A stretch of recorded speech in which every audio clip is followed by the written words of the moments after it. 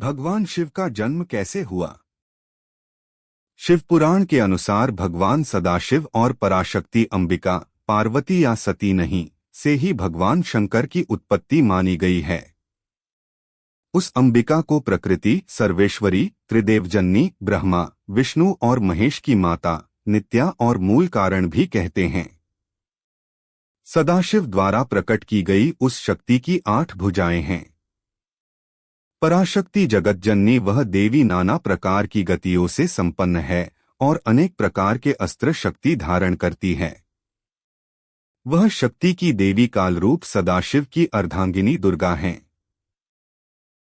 उस सदाशिव से दुर्गा प्रकट हुई।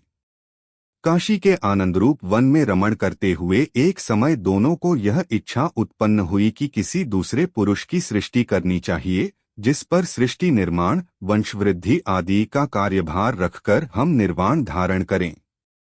इस हेतु उन्होंने वामांग से विष्णु को प्रकट किया।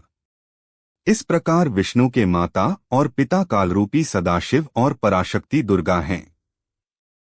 विष्णु को उत्पन्न करने के बाद सदाशिव और शक्ति ने पूर्ववत प्रयत्न करके ब्रह्मा जी को अपने दाहिने अंग से उत्पन्न किया और तुरंत ही उन्हें विष्णु के नाभि कमल में डाल दिया। इस प्रकार उस कमल से पुत्र के रूप में हिरण्यगर्भ ब्रह्मा का जन्म हुआ। एक बार ब्रह्मा और विष्णु दोनों में सर्वोच्चता को लेकर लड़ाई हो गई तो बीच में कालरूपी एक स्तंभ आकर खड़ा हो गया।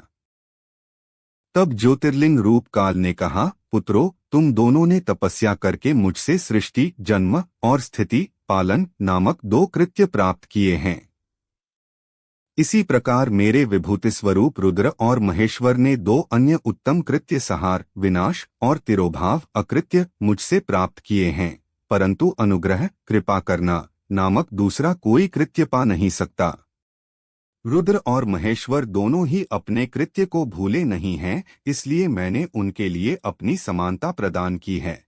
सदाशिव कहते हैं, ये रुद्र और महेश मेरे जैसे ही वाहन रखते हैं, मेरे जैसा ही वेश धरते हैं और मेरे जैसे ही इनके पास हथियार हैं। वे रूप, वेश, वाहन, आसन और कृत्य में मेरे ही समान हैं।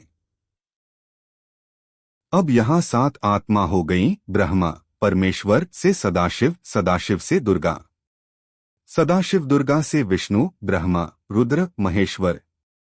इससे यह सिद्ध हुआ कि ब्रह्मा, विष्णु, रुद्र और महेश के जन्मदाता कालरूपी सदाशिव और दुर्गा हैं। हर हर महादेव। हमारे चैनल को सब्सक्राइब जरूर करें।